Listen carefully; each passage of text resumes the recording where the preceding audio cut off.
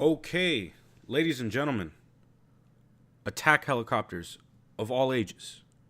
This is episode 1 of the ZaePAxx Podcast. I've got a lot in store for you guys today. Later on the show, you're going to hear a conversation with myself and a very special guest. Her name is Nanny. Hopefully she's going to be a frequent on the show. She brings a whole lot to the table in a lot of the conversations that we have, and I just had to get her behind the mic for one, and hopefully you guys enjoy that.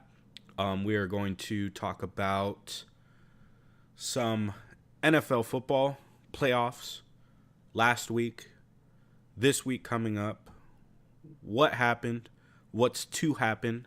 I'm going to pick some winners for you guys. I'm going to make some predictions. And, yeah, we got a lot going on. Let's see how this goes.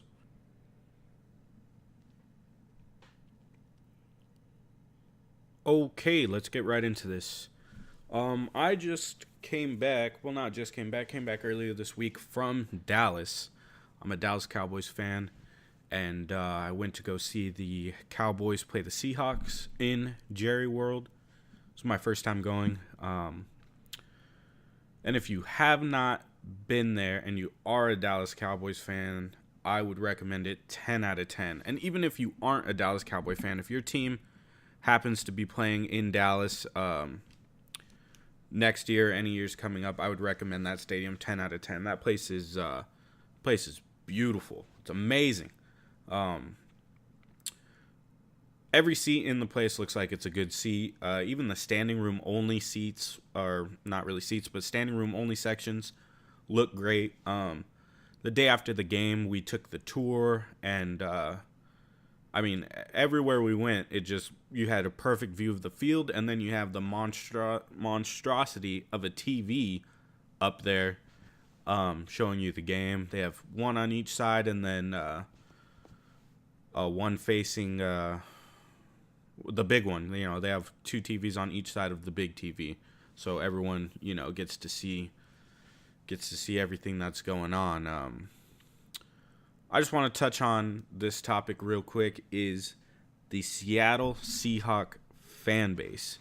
Seattle Seahawks fan base is kind of trash, man. I was pretty disappointed, as a lot of you guys might have seen either on social media or if you guys were watching the game live. But one of the Cowboys players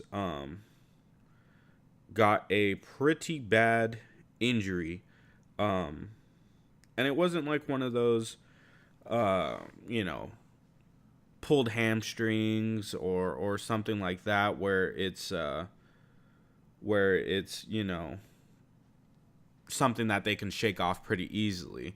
Allen Hurns, the Cowboys wide receiver, snapped his ankle/leg. I don't know exactly what bone it was, and the bone was actually coming out of his skin, reportedly. I couldn't see from the field. I don't think anybody could really see from the stadium really what happened, because they did a decent job of covering it up. They didn't show it on the Jumbotron at all, of the replay of what happened. But the reason why I'm calling out the Seattle Seahawks fan base was every Seahawks player or every Seahawks fan that I was around when the injury occurred was either A, cheering, B, laughing, or C, making some sort of smart remark about what happened to this dude. And immediately when it happened, a lot of people knew it was very serious, because they called out for the car to come out to pick him up, and it took a while to get him off the field after the injury. So there was a sense of it being very serious. And then a lot of people were pulling up social media and actually seeing how serious the injury was, because the people at home got a different camera angle than what they showed on the Jumbotron while the play was happening. Like I said, there was no replay of it, so we couldn't really tell exactly what happened and to what extent the injury was. But social media was on it immediately, and the video is gruesome. If you have a strong stomach, go take a look at it, but I wouldn't recommend it. It's pretty bad, you know, just as a human being seeing that, I would not cheer. I mean, if it happened to a Seahawks player, say, you know, God forbid Russell Wilson was running the ball and he gets tackled and his leg bone sticking out of the damn skin. You got to be a scumbag to cheer for something like that, man, or to make light of a situation like that. And I totally understand it's playoff football, and I'm a diehard Cowboys fan. And if that were to happen to Russell Wilson in a playoff game, the Cowboys would have an immediate advantage because the Seahawks would have to put their backup quarterback in, and that, you know, could almost guarantee a win for the other team. If your second quarterback is coming in off the bench after not playing all year in a playoff game, unless you're the fucking Eagles where, you know, they don't know who the fuck they're going to start, your secondary quarterback isn't going to be able to do much in a playoff game. So I was just highly, highly disappointed in that sort of reaction, man. I mean, some guy even made a comment that kind of stuck out to me. If you can't hit, don't go in the NFL. And I'm like, you know, it's not like he got hit and knocked out and, you know, it was a big collision. He got rolled up and he got his leg stepped on, man. And it's just, you know, it was an unlucky play where he got the worst case scenario happened to him, man. And it was pretty unfortunate. But you Seattle Seahawks fans definitely were talking a lot of shit, man. I was in the hotel lobby and I talked to a couple of Seahawks fans, man. Most of them were bearable, you know. They just talked the normal amount of shit that you would expect right before a playoff game. But they were definitely ballsy out in Texas, man. And I'm from California, so it's not like I'm a Texan and, you know, you're coming over here to our state and all that shit. But they were definitely puffing their chest out and pretty damn confident in their team winning. You know, I went into the game, you know, thinking that the Cowboys were gonna win, but I was not throwing it out there 100%. Cowboys are gonna win. It's not even gonna be close. Yada yada yada. But the Seahawks fans, on the other hand, they were making out Russell Wilson to be, you know, Jesus walking on water. That he was gonna go out there and make a mockery of that Dallas Cowboys defense. And if you know anything about football, from a completely non-biased standpoint, these Dallas Cowboys defense are coming out and smacking people in the mouth, man. They're not giving up very many yards to running backs, and, you know, they gave up a few big plays last Saturday to receivers, but even then they didn't really give up too much. You know, I was very glad with what they were able to hold Russell Wilson and the Seahawks offense to. But enough of last week. Last week is said and done. I just want to talk a little bit about that reaction. I was pretty taken back on the whole just blatant disrespect. I mean, it was just a shitty thing to do. You know, you got to be a real piece of shit to cheer for something like that, man. I don't know. Maybe it's just, you know, having played the sport, I would never, and having actually been injured severely playing the sport, I would never wish something like that on somebody. And I definitely wouldn't cheer it on, you know. But looking forward to this weekend. Actually, tomorrow. Today is Friday. Hopefully I could get this out to you guys before tomorrow morning. I'm going to do my best to edit and get it out before tomorrow, because I'm going to make some predictions. I'm going to start out with the Cowboys-Rams game. I'm really, really liking this matchup with the Cowboys, or for the Cowboys. The Rams defense, I think, is like 28th in rush defense. So if they get Zeke going and even Rod Smith going, you know, kind of alleviate some of the pressure on Zeke with getting Rod Smith going. The Cowboys are gonna really have a lot of opportunity to pound the rock against these guys. The only thing that I would be sort of nervous about is the Rams have a good front line, man. They have Aaron Donald. They have Ndamukong Suh, which is going to be a nice task for the Dallas Cowboys O-line to take on.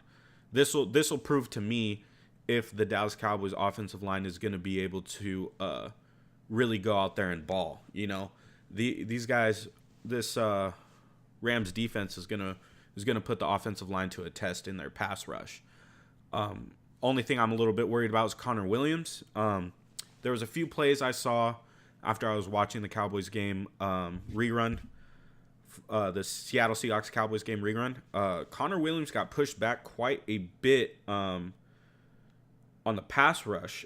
He got bull rushed, and he was basically in Dak's lap. You know, so Dak would have to roll out and make something happen. But that's the type of quarterback Dak is anyways. I feel like we need to get Dak rolling out. We need to get the play action going. We need to get the option going. And a lot of good things will happen against this Rams defense. This Rams offense, I mean, it's Todd Gurley. The D-line can't take a game off. They're going to have to, you know, hold Todd Gurley. If we could get Zeke rolling and hold Todd Gurley, that's the best case scenario, you know. But that's not going to be a very easy task to do. You know, Jared Goff is a good quarterback. He's an excellent pocket passer. You know, if he needs to, he could even roll out, make some things happen with his legs. He's not as mobile as Dak, definitely not as mobile as Dak, but he can make some plays happen on his legs. He can make some plays rolling out with throws down the field. But you know, our secondary needs to play a little bit better than they did against Seattle with allowing big plays. The Rams are going to come out and they're going to try to, you know, throw haymakers on offense, essentially. That's what I think they're going to do. They're going to try to make big chunk plays and then pound the rock as well. The Cowboys offense is opposite. We're going to try to pound the rock and then when we can, look downfield. You know, Amari Cooper had a great game last week, even though it wasn't a huge stat sheet game for him. He didn't catch a touchdown, but he did make some very, very crucial plays, some big third down catches. He contributed. He definitely contributed. He had 106 yards, 7 receptions, 15.1 average yards per catch, which is great. You know, that's amazing. You know, Michael Gallup had a great game. He had a touchdown, and then Zeke had a touchdown, and Dak had a touchdown. So that's great. If we could get a touchdown out of Amari, and still maintain, you know, Zeke at least 1 touchdown, Dak maybe a rushing touchdown, we'll be in a great position to win this football game. And when I say me, I mean the Dallas Cowboys. I know some people get their thongs up their asses when you say we, referring to the football team you like, and you know, but you know what the fuck I'm talking about. You know what I'm talking about. So I'm really looking forward to this game. I expect a lot of good things from the Dallas Cowboys, and you know, it's going to be close. I think a few people are actually predicting a blowout, believe it or not, in favor of the Dallas Cowboys, which I could also see happening because the Rams did get a bye. So sometimes teams coming off of the bye get rusty, but they're also resting as well. But too much rest can be bad. You know, if you're coming off of a bad second half of the year, well, it wasn't even a bad second half. It was, you know, a bad last couple weeks for the Rams. You know, they barely beat the Niners 48-32. That actually became a game. They just smashed in the Cardinals, which is no surprise, really. The Cardinals suck. They lost to the Eagles, and then they lost to the Bears. They only scored 6 points against the Bears defense. So you got to keep that in mind. And, you know, they definitely put up a lot of points against the Niners, 48 points against the Niners, but that's not saying a whole lot. That was a depleted 49ers team. And one thing I noticed from watching that 49ers game is that Kittle, which is the Niners tight end, had a lot of yards, and he's a fantastic athlete, but for their defense to be giving up that many yards against a tight end is great for the Dallas Cowboys, because they just got Jarwin involved in their offense. a few weeks ago before the playoff game, and I think he'll be able to make a good impact in this game as well if Dak's able to find him downfield. So I'm expecting a lot of good things. This is going to be a great game. I'm also looking forward to the first game will be the Colts and the Chiefs. That one I can't really I haven't really made up my mind on who I think is going to win that game. I think it could go either way, really. I'm going to give a slight advantage to the Chiefs, though, because I think Mahomes is a slinger, man. He's the type of guy to go out there and really do it on a last drive. If you need some points out of Mahomes on a last drive, you know he's going to be making the throws. He's going to be making the plays with his legs as well. He's just one of those excellent mobile quarterbacks that can really make some great throws on the move. And, I mean, you can never count out Andrew Luck, though, from the Colts. Excellent pocket passer. And he could also get out there in the open field and run as well. He's deceivingly quick. I mean, when he moves down the field, it looks extremely funny. But he's covering some fucking ground, Jack. He's moving. He's getting those big-ass legs going. And he's eating up those yards. And then, of course, when he slides, he's jumping forward, and the dude's fucking huge. He's like an avatar.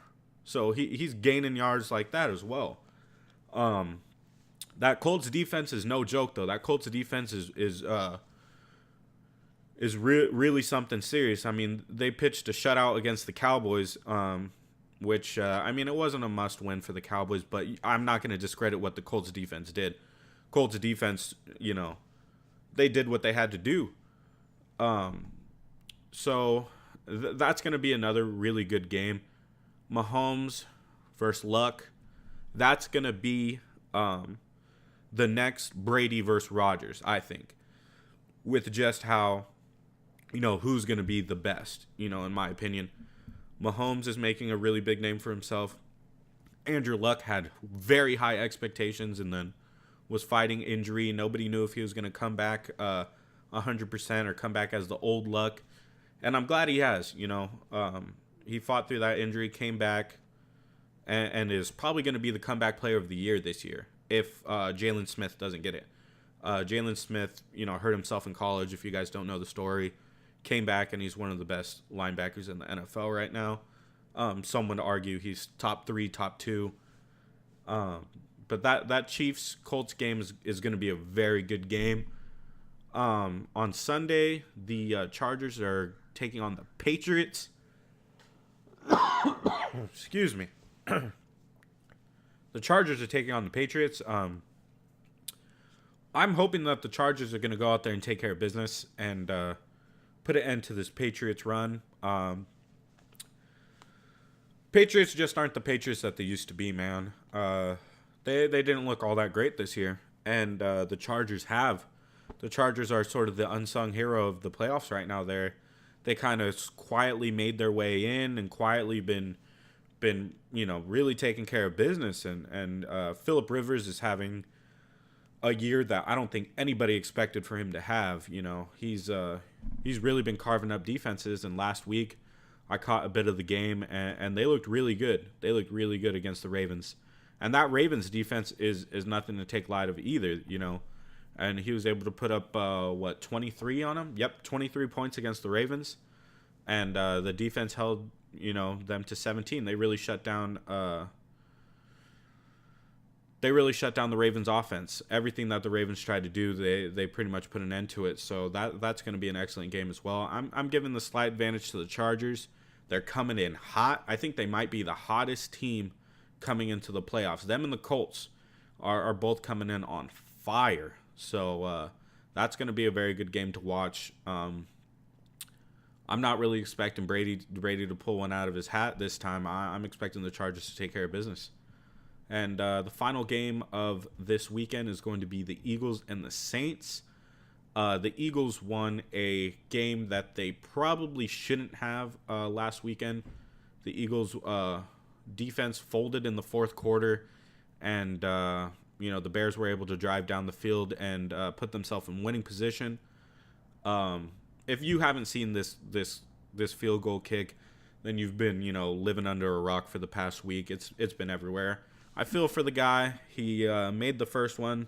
The coach called a timeout to ice him, and then his second kick was tipped, and it bounced off the left upright, off the center, and then out.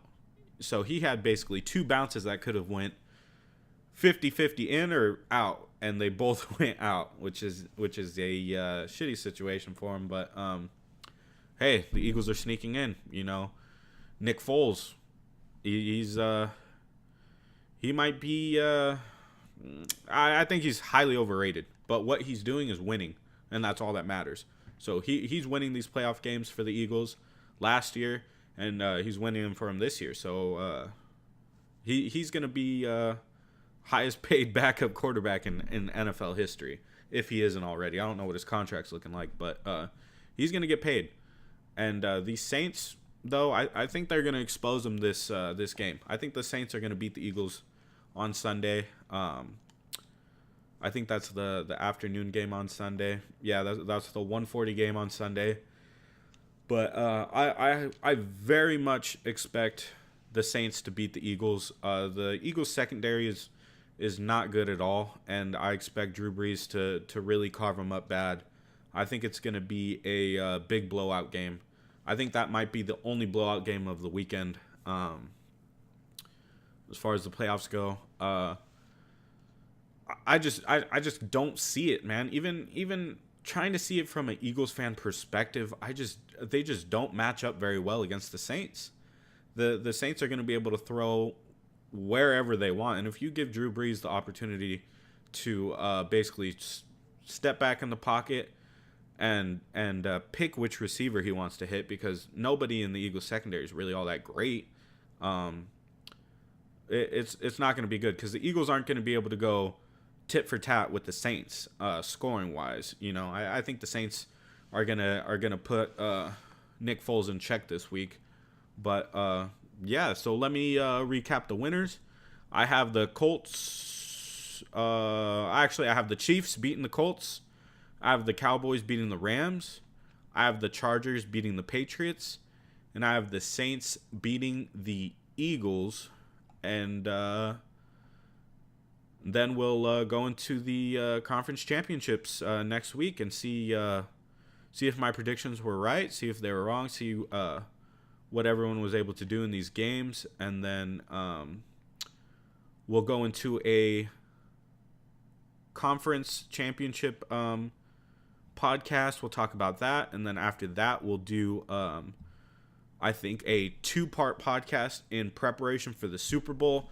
I'm really going to break it down, see who I'm liking, what matchups I like. I'm going to break down each team's offense, each team's defense, and then, I might even give the special teams a little love, because there are some big special teams plays last weekend. So I'm also going to keep my eye out on these guys' special teams and see what they're able to do this weekend and going forward.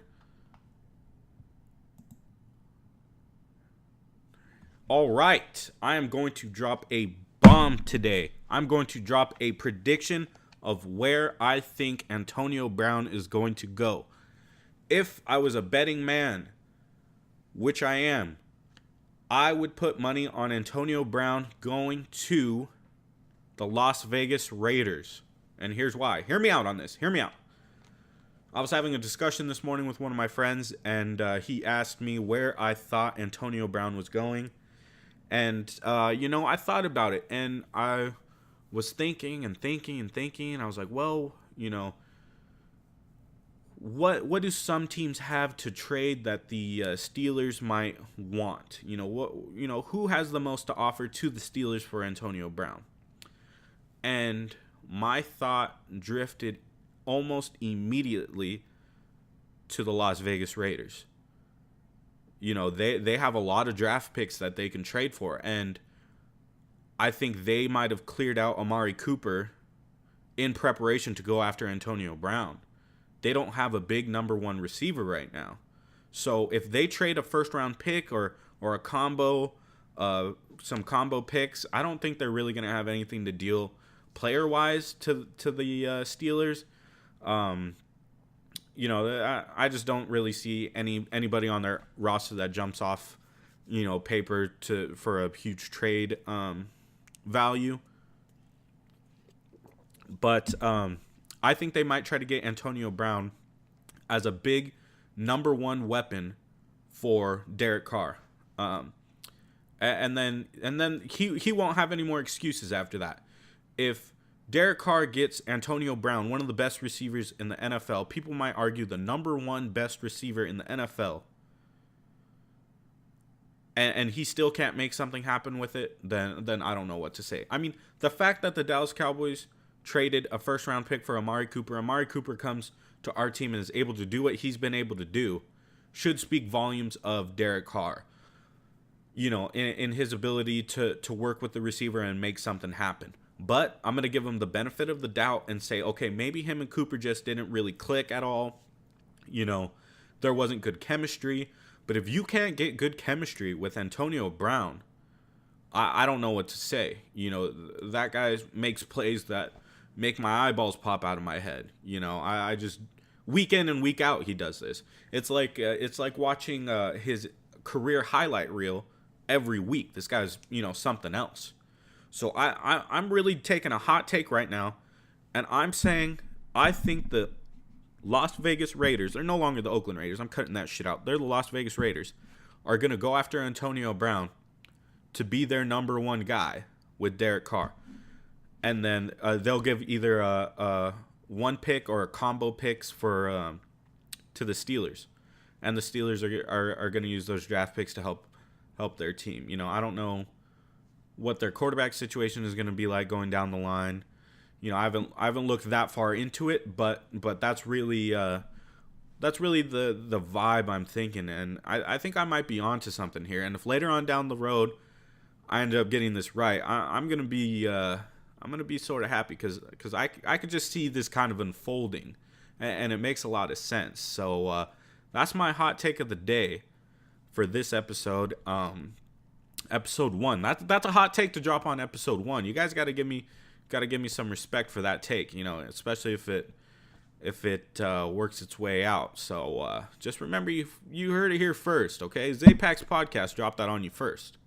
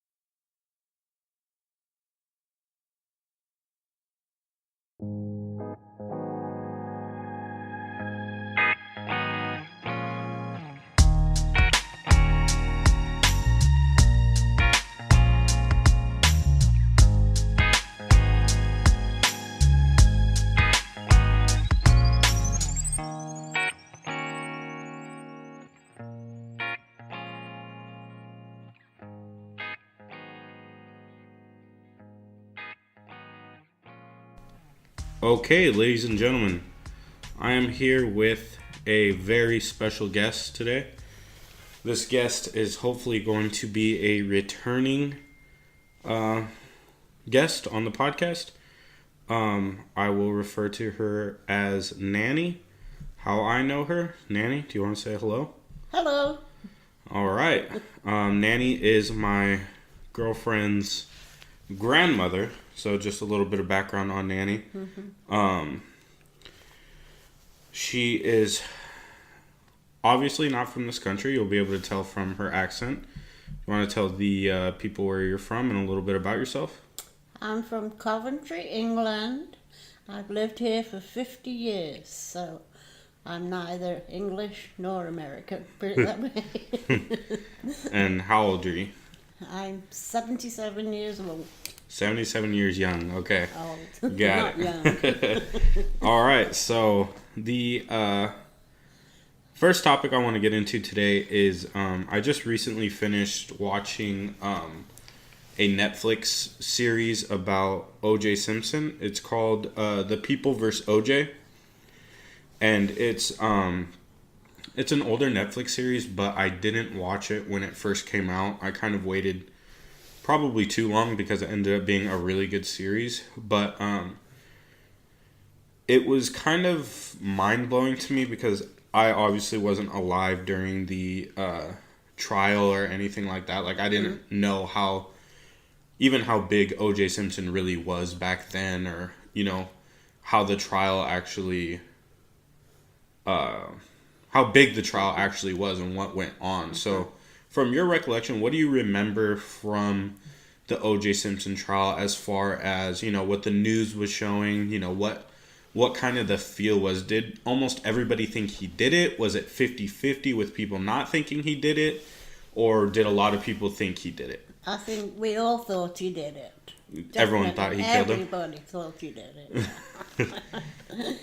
The way the news showed you when they were chasing him in the car and everything, definitely he looked guilty, and that's it. So yeah, I didn't know that he actually had like a passport and like cash money, and people were saying that he was supposedly going to Mexico to like flee. I didn't know that. Of course, I knew about like the white Bronco chase and the slow chase all through the freeway and there being no traffic and all that stuff. But nothing like that had ever happened before, like with a celebrity and a murder, and you know how big of an athlete he was. And then, you know, him having a gun and, you know, he threatened to kill himself, so the cops didn't really know what to do.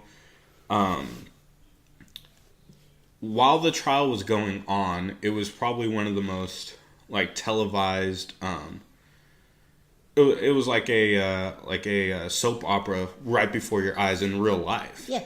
What was the take on the whole trial process? As soon as he started acquiring, you know, some of these lawyers, did you kind of think he was going to get off, or did you think there's still no way that he would be able to do it? Well, I didn't think he'd get off, but it was the lawyers that got him off. Money talks. Money talks. And that's how I think, anyway.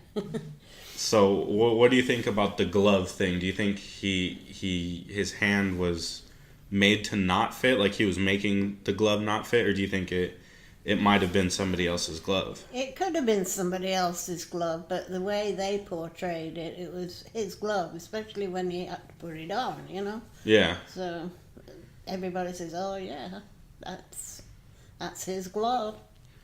So yeah. in the TV show, they, or in the Netflix show, they talk about how the defense didn't want him to put the glove on because, you know, there would be no for sure way to see if he wasn't stretching his hand out or like making the glove not fit. Plus, he had to wear a rubber glove underneath the leather glove, so that could cause it also not to fit as well. And like the layers of stuff that just went on, like John Travolta was in the show as one of the lawyers. Oh, okay. And his character, and then the guy from Friends, Ross from Friends. Oh yeah, was he in it too? He was in it too. And that was supposed to be Robert Kardashian. So that was one of the main reasons why I didn't watch the show, because what caught my attention is that they put the Kardashian daughters in the show, but as little girls. Yeah. So I just kind of saw that, and I was like, I want to see as little of these fucking whores as I have to see at all on TV. Yeah. Like, I'd rather just not see them, period, at all on TV. But so that whole process, what was the response after the trial, after they said innocent? Did people lose their minds? Was it kind of expected, since he had all these lawyers and all this money going into it? Once after the trial was done, did more people think that maybe he didn't do it, or did more people think that the lawyers might have swayed the jury? Oh, we all thought you were guilty, even though... Still? Still guilty. After the trial? Yeah. Jeez. And the juice still got off. Of course he did. He's on the loose. He's definitely on the loose.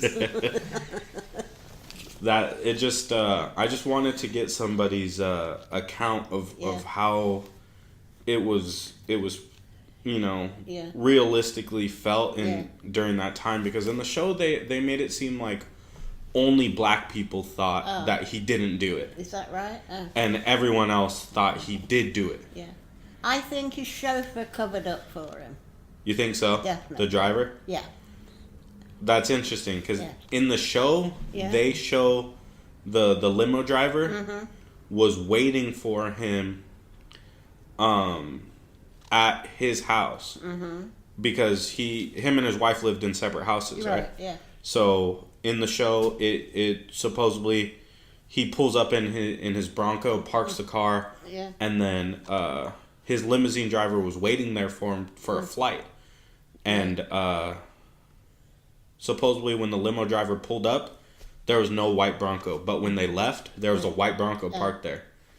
So that's interesting that you say the I think the chauffeur. He's still covering up now. Kalen, whatever his name was. The show didn't really They get didn't show it no, at they all. didn't get into that at all. That's amazing, because I think he knows what went on. Wow. I'm sure he knows the real truth. That guy does. Yeah, because I think he testified, but he didn't say. It wasn't really anything. It was just about the Bronco being there after they left. Yeah. That was pretty much all that they talked about with the chauffeur. Yeah. But now that you mention it, what do you think he did? Do you think he took him? Do you think he drove him there, or do you think he? I think he knew what had happened anyway. I don't think he took him there. I think he went by himself, but I think he's covered up for him a lot of stuff. I think he knew what's gone on. Something gone on between the two of them. He may have paid him off. I don't know. Man. Yeah. I didn't think about that. The show did not take that angle, but now that you think about it, or now that you mentioned it, it makes me think. The chauffeur was supposedly just sitting there waiting for OJ to come out to take him to the airport. Yeah. In his limo or whatever. I think if anybody is covering for him the most, it's his friend. The one that took him in the...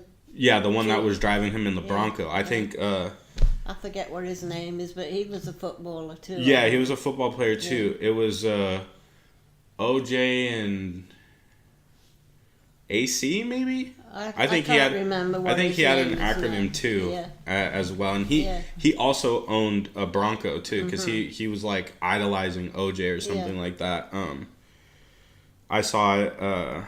They mentioned it briefly in the show, but I think if anybody's covering up for him, it's got to be his best friend. Okay. Because his best friend might have even been the one to kill him, to kill the wife and the boyfriend. Yeah. But I didn't even know there was a boyfriend involved in the murder. I didn't know OJ murdered a guy too, or supposedly murdered a guy as well. Yeah, but it wasn't her boyfriend. He just worked at the place. That's what they told us. It wasn't the boyfriend. In the show, it kind of hinted that they thought it was a boyfriend, because they thought it was weird that the guy, because supposedly the reason why he was there was to bring her some glasses. Yeah, she left him in the restaurant. Yeah. Okay. Yeah. So what my understanding was in the show was that they kind of hinted that it might have been a boyfriend, because the one of the attorneys was like, it's kind of weird that a worker would take the glasses to her after his shift late at night, all for like a pair of sunglasses, So they were kind of hinting that it might have been something other than just... Well, she may have called up and said she'd left her glasses, and he said, I'll drop them on my way home. But wouldn't it make more sense for her to pick him up later than to invite him to her house to drop him off? Women are like, they want to be waited on. Right. And that could have been her downfall. Is summoning little boys. Yeah. Because she was supposedly pretty wild. She was rumored to have like a cocaine problem and be real partying, and well, OJ too, you know. So I wouldn't be surprised if she. But she didn't ask to get killed though. Be killed. No, definitely not. No. I'm not saying she deserved it. No. At all. I'm just saying. I don't think it was a coincidence that he was there. They've had a lot of family problems anyway. Yeah. Beforehand, so. Yeah, there was a lot of domestic violence filings and stuff like that. So. I don't know myself, but. I didn't know that either, though. That there had been a lot of domestic violence and a lot of police reports on OJ beating her up, and I guess Kris Jenner was like her best friend, and supposedly, but who knows? They could have been not as close as they said. Yeah. But like I said, she could have been. She supposedly was her best friend or whatever, this and that, but everyone's your best friend after you die. Right. Especially someone famous like that. Yeah. With as much attention that was on her. As much attention that was on the case.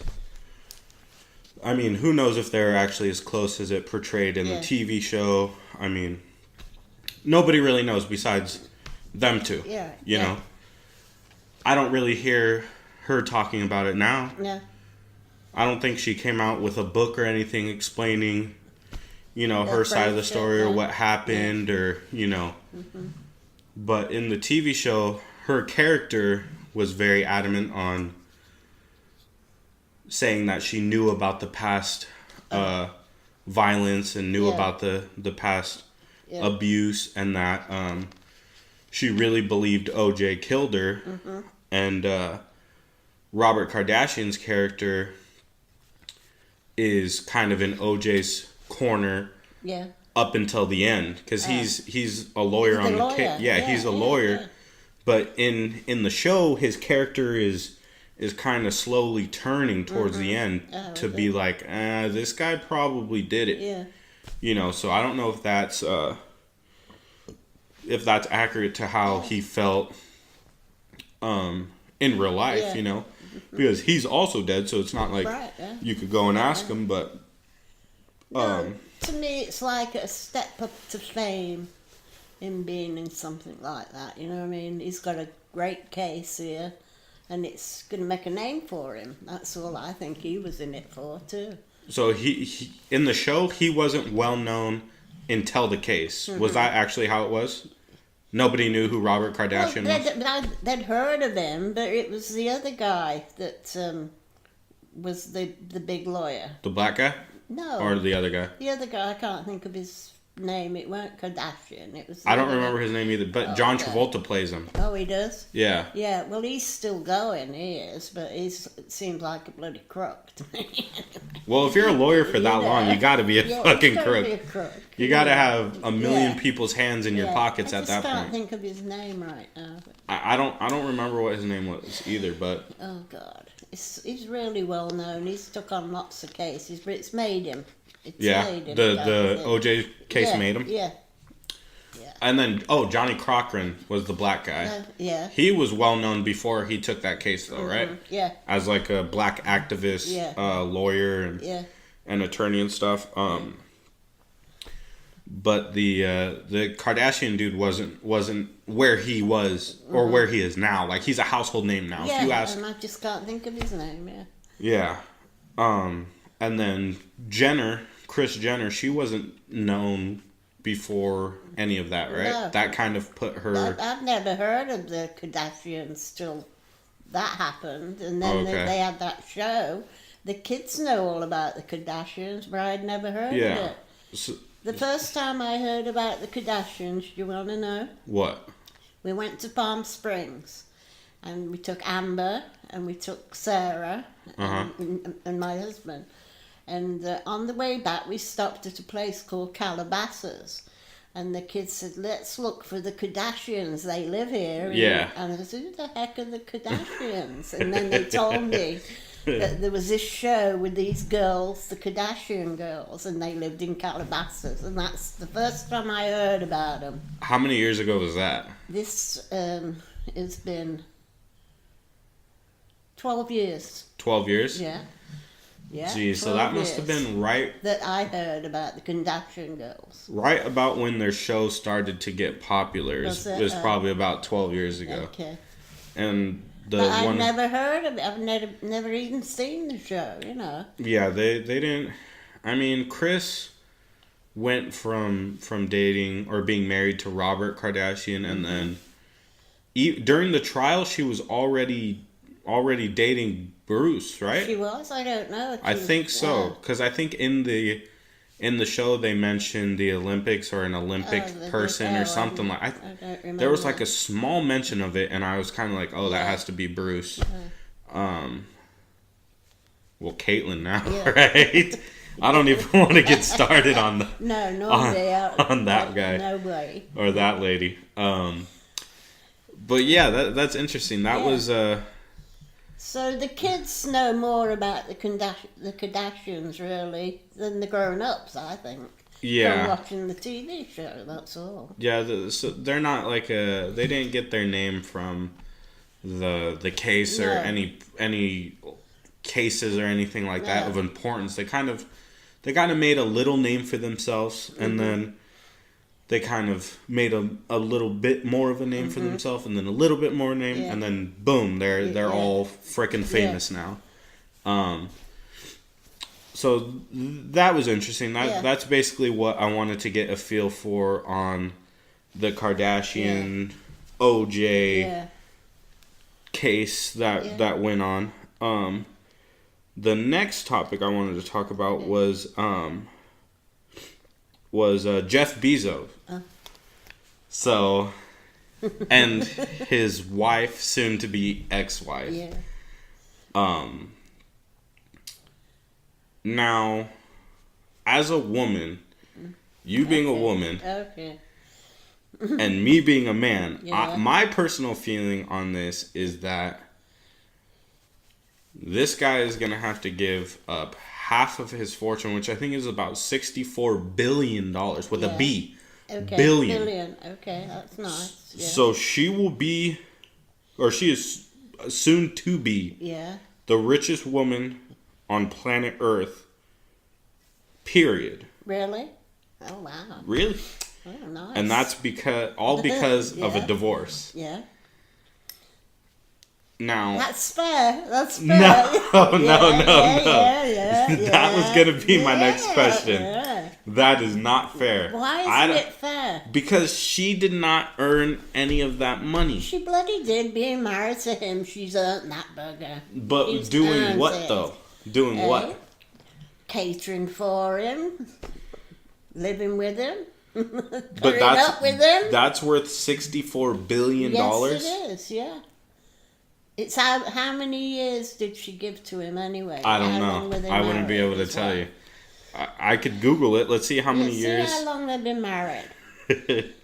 How many years was Jeff Bezos married? See what Google says.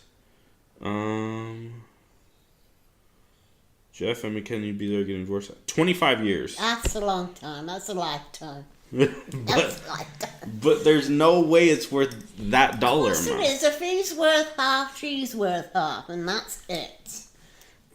No. Period. Yeah. Jeff Bezos is worth all of that money, and she's not worth any of it. No. He's worth $143 billion. And so why should he keep all that? Because he made it. Did she invent Amazon? But she did really, because she's married to him. So that's all it takes for someone to become rich in today's society. In America. Yeah. Because I don't know about the divorce laws anywhere else. Yeah. But in America, all it takes is for you to marry somebody. Yeah. And then you're automatically entitled to half of whatever they get. Yeah, unless they made one of them, prenups. And I don't think they did, because okay. what they're talking about is that she's going to get half of what he's worth. Well, that's right. Oh, yes. Man, that's... Sorry. I don't think it is. Sorry. I definitely think she should get something. You know, I definitely think she's entitled to something, because... Maybe she should get 3/4 of it, man. Just get 1/4 of it. There you go. That's definitely not... that's not the right direction. That's right. What does he need all that money for? I mean, he doesn't... Nobody needs that amount of money. Like, he's not going to really feel that leave his bank account. I don't think. I think it's going to drive him nuts at night, and he's going to toss and turn for the rest of his life.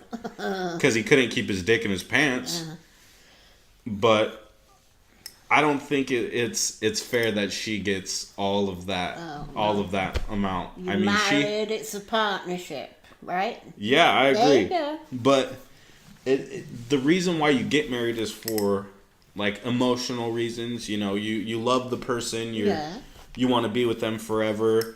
And yeah, he fucked up and he wasn't faithful and he was, you know, messing around with other women or another woman. Yeah. I don't know how many it was, but for his financial gains and financial earnings to be split directly in half is nuts to me. With all my worldly goods I thee endow. Is that how it goes? Yeah, sorry dear. That's part of you. Oh man. Sorry. Well, so is to death do us part, but neither of them died. Mm. It's just like a saying or like a metaphor, I think, at this point. Like it's just ceremonial. Like to give someone 50% of your money, especially that amount. I think the best solution should be you take what lifestyle she has right now. She should never have to work. Like, she shouldn't get divorced and then have to go find a job. Like, that would not be fair. Of course, I'm not saying anything like that, but take the lifestyle she has, you know. She never has to work. She has, you know, above average stuff, of course. You know, get her, you know, not a little shack house, but a decent house, you know. And then give her like a monthly allowance to keep her bills paid, to keep her comfortable, to, you know, keep up with the lifestyle. But all that fucking money? Yeah, she's entitled. I don't think so. Yes, she is. That would make me sick. If I'm Jeff Bezos right now, I'd be sick to my stomach. Why? It's only money. Money, that's all it is. But it's so much. Yeah. So much. If he hadn't charged so much to everybody to join Amazon, he wouldn't be that rich. All those Amazon Primes. Yeah, so why doesn't he give half of it back to the people who are on Amazon then? I don't think I don't think she would like that very much. She's probably, you know. He's got enough money there to all these homeless people, to put them all in homes, so there shouldn't be any homeless people. Yeah, but he doesn't. I'm not gonna say he doesn't care because I don't know him, but I don't think that's on the top of his priority list, and it definitely isn't probably on the top of her priority list. But for him to just have to give her that amount of money because they were married must suck. Okay. Because even for normal people, like average Joes, like if you and your husband would have gotten divorced, we'd have split everything down the middle. And you think he would have been fine with that? You'd have to be fine with that, and that's it. But that's not how it should be, though. But that's how it is. But but like a lot of laws are changed because people don't agree with the fairness or don't agree with how they're written, or you know, they revise them, you know, for certain reasons. So why can't this divorce law be revised or looked at again? Because I mean, of course, when the law was probably written, you know, you have an acre of land. The easiest way to do it would be, okay, your wife gets half an acre, you get half an acre. Yeah. You have 2 cows, your wife gets 1 cow, you know, you get 1 cow. But when you look at it now with billions of dollars, and this man owns, you know, probably one of the most thriving and successful businesses. Well, if he doesn't like it, he can go and shoot himself. I don't think that's the solution either. That's probably not. I mean, it might be on his mind right now. It would be terrible if that would happen, but come on. Think about it. Think about giving somebody 60-something billion dollars out of your bank account. Yeah. And her just walking away and going fucking other men now. She's just going fucking other dudes. That's her privilege. That was your wife for 25 years. You gave her $60 billion. Yeah. And now she's fucking some guy up. Yeah, and I'd be laughing all the way to the bank. Oh, I would be laughing all the way to the bank. So if your husband was a billionaire. Yeah. And he was cheating on you. I'd take you him would for be everything you would I be could fine. Get off of him. You would be fine with taking billions of his hard-earned dollars. Would, yeah. You watch this man night in, day out, just grinding, building this company up from nothing into what it is now, where Amazon is in every house. Yeah. There's an Amazon package sitting right there. Right there, yeah. And you would you knew you didn't really do anything to build this company. You didn't work for the company. You didn't, put in the hours. I'd get on my knees and say, "Thank you, Lord." I would. Oh my God. I'd get on my knees and say, "Thank you, Lord." That's something else. Yeah, it is, man. That's a hard pill to swallow, but I mean, it's just... If he messed around with me, that would be it. I'd take him for everything I could get now. Everything. Even more. And when they got married, he probably never would have imagined that Amazon would have became what it became. No. So now he's probably looking back and saying, if I would have been able to sign that prenup, I would have signed it 100%. Maybe he would have done, but that's his sonny bloody fault. Oh, man. So that wraps up Jeff Bezos. Okay, sorry, Jeff. But sorry, Jeffy. You're up. The next topic is, this is the second to last topic. It's your best friend Donald Trump and this wall that's going on. Okay. So do you know, have you been keeping up with the news on what's going on with the wall? It, yeah. Just give him his bloody wall and shut him up. I don't think that's the solution either. But do you know that people are funding money to build the wall? Like, people are donating their own money. Mexico was going to pay for most of the wall anyway. That's okay. So that's what we were told. That's a big controversy too. So Trump said he never said that Mexico would directly write a check for the wall. Is that right? Okay. But he was quoted on saying Mexico will pay for the wall. Mexico's going to build the wall, all this stuff. Right. And so now his latest statement was that Mexico will indirectly pay for the wall. Okay. So from us not doing as much trade with them and so on and so forth, that it'll cost Mexico a large amount of money and they won't be able to... It'll be more than them actually paying for the wall, which I don't know if that's true or not. I highly doubt it. I just think he's backpedaling because he's probably coming to the realization that he's not going to get this wall, and this was one of the main things that he promised during his campaign, is that he'll be able to build the wall. So what people are doing is there's a website called GoFundMe where you could do you could set up a page. People usually use it for, like, if you're sick, like if you have cancer and your family doesn't have enough money to pay for the treatments. You'll post a goal, like say you need $10,000. So you'll post your goal and you'll write like a little bit about yourself, like, hey, my name's Isaiah, I need $10,000 for this cancer treatment. Whatever you donate, I really appreciate it. Blah, blah, blah. And people can donate, Okay. $1, $10, $50, whatever they want to donate. Mm-hmm. And they could donate anonymously or, put their name and information there so you know who donated. Yep. And then that's usually what people do it for. Mm-hmm. People have opened one for building the wall. Okay. And it's called We the People Will Fund the Wall. Mm-hmm. And it's been around for 24 days. How much money do you think they've raised in 24 days to build the wall? I haven't a clue. Their goal is $1 billion. Oh my God. So just Yeah. keep that in mind. Just guess. How much do you think they raised in 24 days?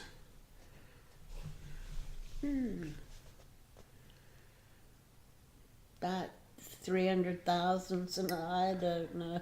You're going to be very surprised. No. They've raised $20 million. Over $20 million. Yeah, that. By just people donating their money. Wow. Now, there's no promise that this money will actually go towards building a wall. Yeah.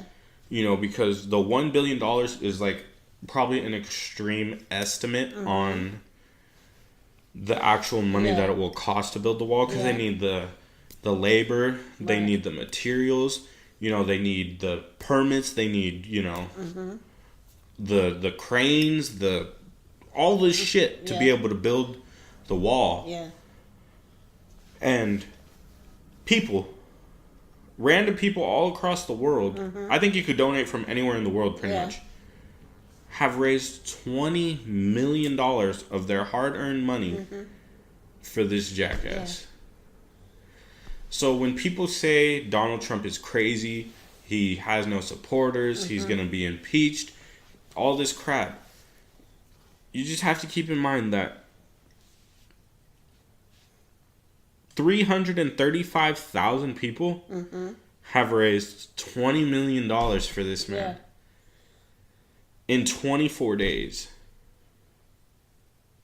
So they must believe in him then, right? Somebody's got to be believing it. 330,000 people believe in him. Yeah.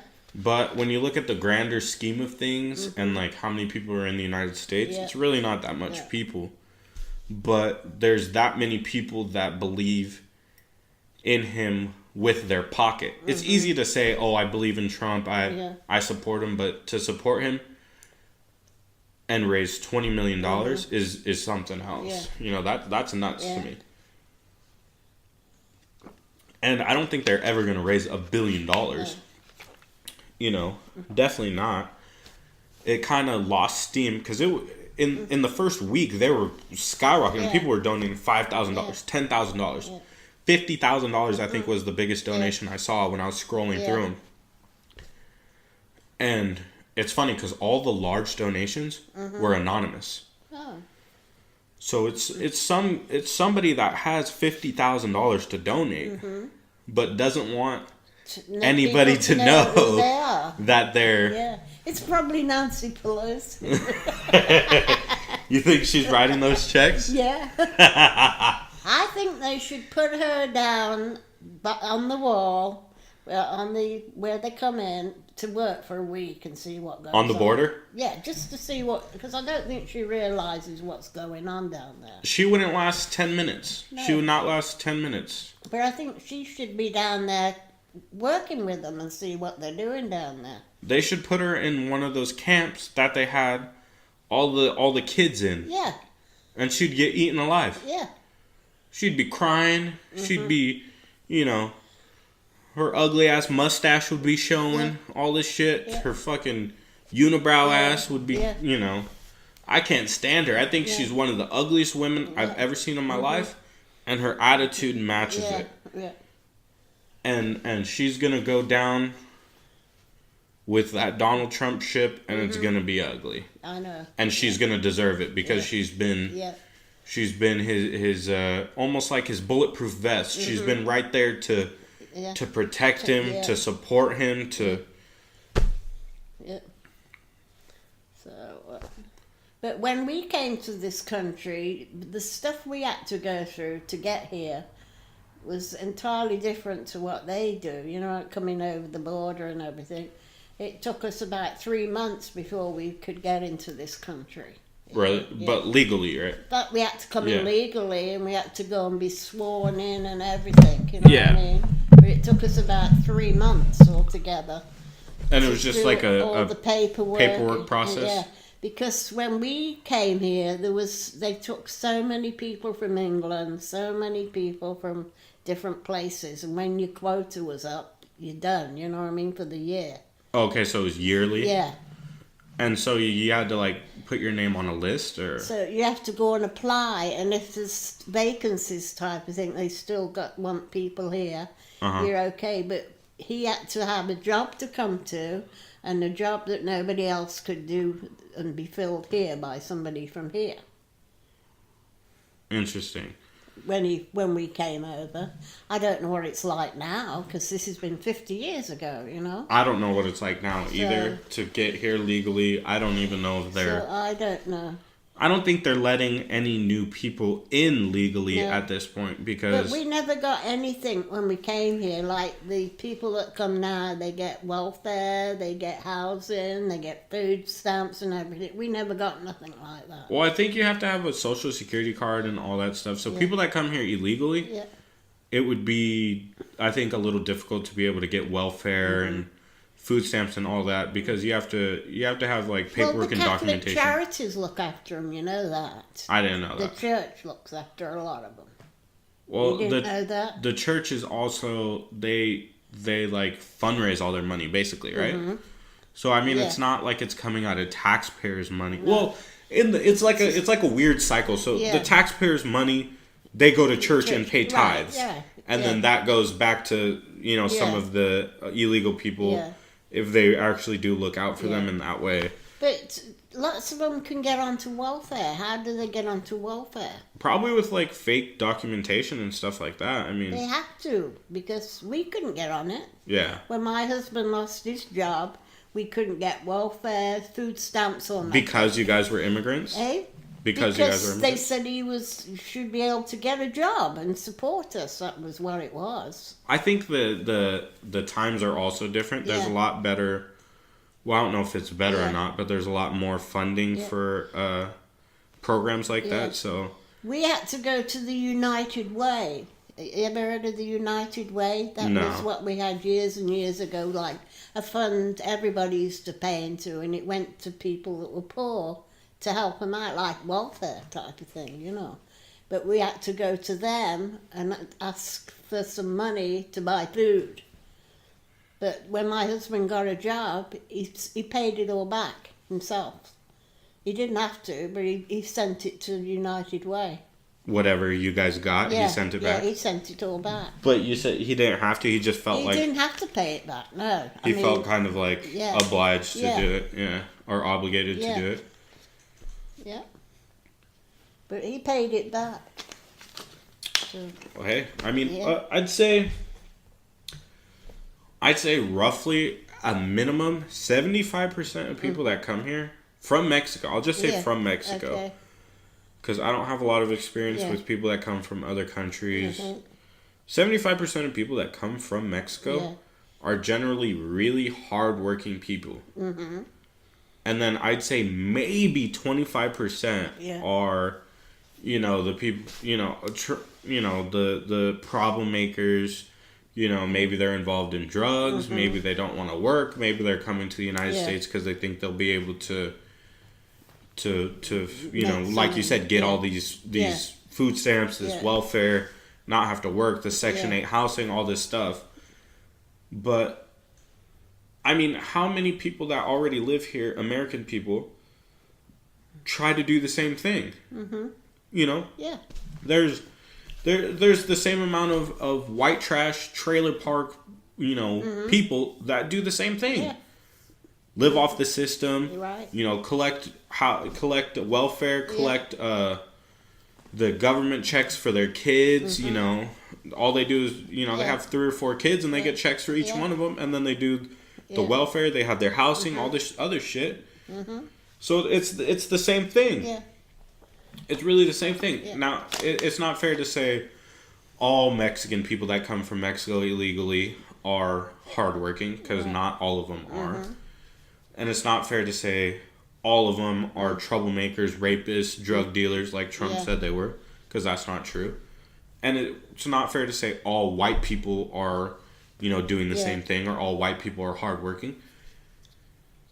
It doesn't matter what color your skin or what country you fucking come from.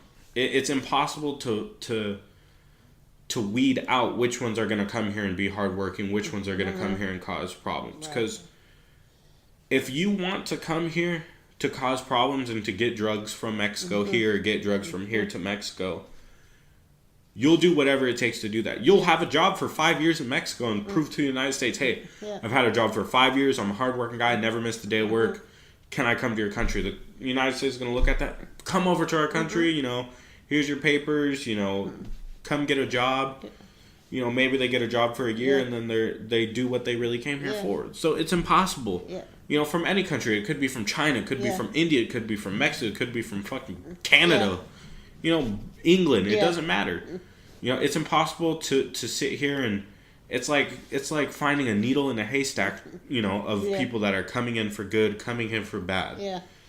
So there's not going to be any foolproof, 100% right solution to that that I could think of. Nothing I could think of. Do you know of anything that'll be 100%, able to? No. The only thing is, a lot of them that are coming up from Honduras, that's where they're coming from. They want to come into this country. They've got the idea that we're all rich, I think, in America. You think so? Because they interviewed one guy and he said all he wants to do was to get a job and buy a little house. Well, we all want to do that too, but how can you do it here? Yeah.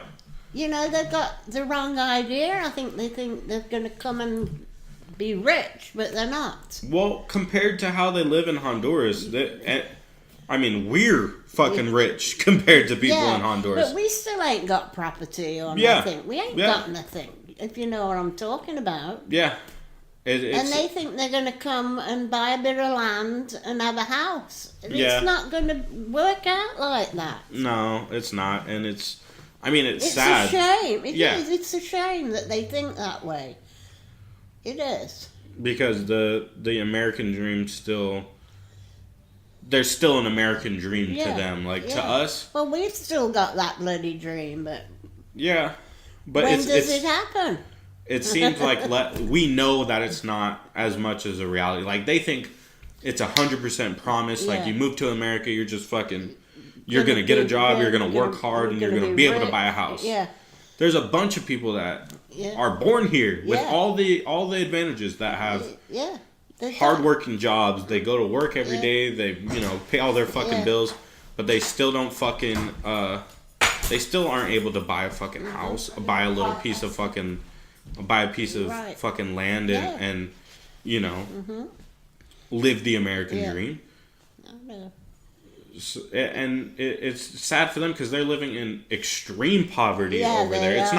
It's not American poverty, No. It's extreme poverty, like third world country poverty over there, where there's people fucking living and dying in the streets, fucking little kids fending for themselves, dogs running around the street, like how you see it in a fucking movie. That's how their fucking everyday life is. So anything over here seems like rich. So their idea of rich and our idea of rich, like living on top of the hill with a nice car, big mansion, is rich to us. Them probably living in an apartment here is probably, rich to them. That's probably making it, So it's definitely sad, like you said, and it definitely sucks. And they're going to come here and see different hardships than they would see over there, and it's going to be better, but it's not going to be what they pictured, I don't think. No. So it's a double-bladed sword, you don't want to tell them, no, you can't come here, it's not what you think it is, go back, because they're fleeing their fucking country because of the conditions that they're in. But once they come here and they see, oh, I'm not able to buy a little piece of land. I'm not able to put a house on a little half acre of land to support my family. So are they going to be living on the streets with everybody else? That's exactly what I'm saying. I don't know. There's, that's what I think a lot of the white people are afraid of. Or I shouldn't say just white people, but I think that's what a lot of the people that support Trump's ideas are afraid of, is that they're going to move into this country, not be able to make it, and then need extra assistance as well. Because they're concerned that people from the outside are going to need extra assistance, which is going to take away from the assistance to people that were already here. Which is understandable. It's a very primitive way of thinking. You want to protect your people before you protect other people as well. Right. And it makes a lot of sense. It's a very complicated topic. There's no real solution for it that helps everybody. No. So I don't know what's gonna happen, but it was a very bad topic for Trump to put all his eggs in that basket on. He rolled some big fucking dice by talking about that so much, and it got a lot of people to support him because they thought he'd have the answer. But when he's not coming up with an answer, people are going to be looking at him for one, and this wall might be the tipping point for a lot of his supporters. If he's not able to deliver on this, they're gonna be. Either way, there's no way it's built before the end of his term. Oh, no. I don't even think it would be built before the end of his second term if he's reelected. Because a wall that big and whatever it's going to take is going to take a long time to build and plan out and get approved and all that shit. So he said all this stuff and it helped him get elected, but it's going to help him get pushed out as well, I think. It's going to be what he's going to fall on his own sword, pretty much. Yeah. He's going to screw himself. But that's enough Trump talk. I'll end it on a less political, less debate topic. Okay. So I saw this right before we were about to start the podcast, and it was a news segment about Starbucks proposing to have drug needle disposals in their bathrooms at all Starbucks. Yeah. So they already have safe needle disposal areas. In some cities, like I think San Francisco has them. LA might have them as well. I don't think we have them. I don't think we have them in San Jose either. I don't know. No, but not in Starbucks. God, everybody will be in Starbucks. Everybody will be shooting up in Starbucks. That's because there's a Starbucks on every fucking corner. I know, yeah. So if I don't go to Starbucks. I'm sorry. I buy it from the store and make my own. Or I never go into Starbucks and buy coffee. I go to Starbucks pretty frequently because of Amber. Amber does. Yes, Amber fucking loves Starbucks, so I know. I've learned to love Starbucks.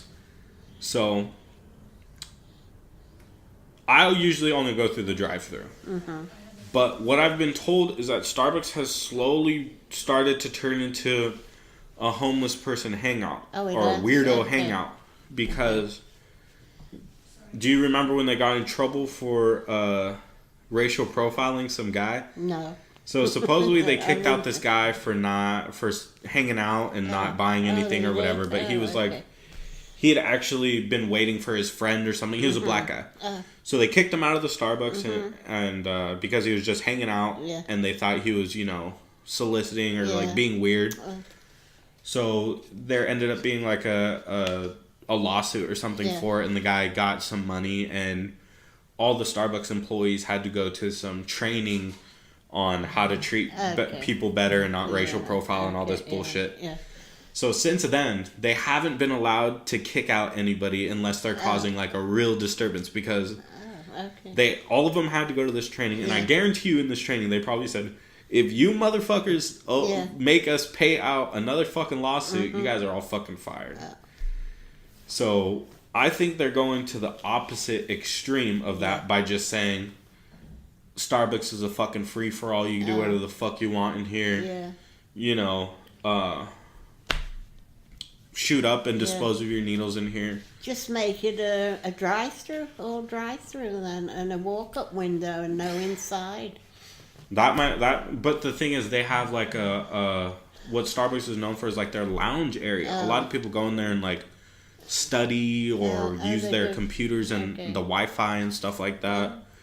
But the reason I guess that they're so people must do a lot of shooting up in there. And I guess so, because needles everywhere. There had been concerns for employee health and safety. Yeah. Because of needles being in the trash or needles being like on the floor and stuff. So it must have happened enough times to where the employees were like, causing a commotion about it with the upper people at Starbucks, saying we might need this, we might need this. And that might be the solution that Starbucks came up with, is just putting needle disposals inside their bathrooms. You're going to look like a damn hospital bathroom inside there. Yeah, well, why don't they do that at McDonald's then, or other places? That would make more sense. I think there's a lot more people hanging out near McDonald's shooting up than there is near Starbucks. Yeah. So that might... Did you want some money? No. You sure? Sorry. I have a job. Okay. No. I'll see you guys later. Okay. So that might be... it hasn't been approved yet, but they proposed it, and it probably has to be approved by the city or something. I don't know how they'd go about getting that approved, but it was proposed and it was on the news. And when I saw that, I was just... I don't know how I feel about that. It seems like... I mean, especially with a little baby. Yeah. I remember... Once I hit a certain age, like 5, 6, 7, there was no problem with, my mom or dad saying, yeah, go to the bathroom. Sure. Yeah. And as long as, they could see the door and see me come back and everything, it was fine. But the thing is, the co-ed bathrooms now as well, don't forget. That too. Yeah. And, I mean... Yeah. Because there was none of that when I was a kid. No. Just make them all drive-throughs, get rid of the indoors. Get rid of the indoor Starbucks. Then nobody can use your toilets or anything. They've got a lot of them drive-through coffee places, and that's that's all they're selling. There's like coffee and a couple of cakes and crap, and that's the little ones. It looks like a little shack. Yeah, but I mean, I think what is Starbucks going to do though? They're already paying for big areas, if they were going to do just drive-thrus, because I don't think I've ever seen a just drive-through Starbucks. No. Not that I could think of. Definitely not in this area. No. Maybe there's a few I've seen scattered out there. coffee places, but not Starbucks. Yeah, I've seen quite a few coffee places that are like that, but definitely not a Starbucks. Yeah. But I mean, I definitely wouldn't if there was needle disposals in the restrooms. I definitely wouldn't feel comfortable about sending my son in there to use the restroom because, I mean, it's like inviting it to be okay. Yeah. And where there's needles being used, there's blood, there's fucking drugs, there's fucking this, there's that. Yeah. And just because there's a disposal right there doesn't mean that the person's going to use it. I mean, if the person's in the mind state of shooting up in Starbucks, I don't think they're in the mind state of throwing it where it belongs. The people that do that aren't the most responsible fucking logical people because they're fucking shooting shit in their arm. Yeah. How are you gonna rely on them to fucking dispose of it correctly? And all it takes is fucking one prick with it, and some little kid fucking ODs on the floor and dies. Yeah. Then what? Then Starbucks. What's Starbucks gonna say then? Yeah. It's just another one of those things where I don't know what the fuck they're trying. They're making it a more friendly place for drugs. I mean, hard fucking drugs, heroin. Than they are making it a safe place for young kids, for teenagers, even for adults. If you're an adult and someone leaves a fucking needle on the toilet, in the toilet crack where you can't see and you fucking sit down and stabs you in the back of the fucking leg, and you fucking trip out on fucking drugs, that's just as harmful to you. And then it's even more harmful to a fucking little kid to an elderly person, you know, old person has a fucking heart attack from that shit, you know? You don't know what the fuck's gonna happen. You know, it's... I'm a big advocate for marijuana. Yeah. Huge advocate for marijuana. I think the direction they're going with it is excellent. You know, end of prohibition for marijuana. I think every state is going to be legalized in the next 3 to 4 years, which is going to be amazing. But, you know, they're treating it as if like that's like the starting ground for other drugs. Like they're making it loose on heroin. You know, they're making it looser on all these other things. But I can't want them to be super strict on that, because if I do, they're going to be want to be super strict on every drug, which includes marijuana right now, because marijuana is still federally a drug. You know, so if I want them to be super strict to, you know, clean up the streets, get all this shit off the fucking streets. No safe injection areas, no safe needle disposals. Get them the fuck out of here. Then they're going to be strict on some guy smoking a joint at the park. Yeah. Some guy smoking a joint walking down the street. You know, so it's a lose-lose. And I think they might be doing that on purpose. Yeah. Because they're going to say, hey, if you guys want weed, you know, we're going to make you feel, you know, you guys want drugs? Okay, we'll give you guys drugs. You know, instead of being too strict, they're going to be too loose. Because, you know, I mean, you've seen it. I see more people strung out on drugs, cracked out of their mind on these streets than I have in a long time. And it's not just like, it is the homeless population, but not all homeless people are like that. Right. But the percentage of homeless people cracked out to the percentage not cracked out, I think has been way higher than it usually is. Way higher. You know, there's a lot of homeless people that are friendly, nice. You know, you could have a conversation with. You know, hey, you know, let me buy you something to eat. But I've seen more homeless people that are just, you know, tore the fuck up, scary to me. And I'm a grown man. They're scary, like a wild animal when they're on that shit. You know, and having, you know, someone that I know personally, like my own dad, involved in that shit. And seeing what it turns a person into, how they're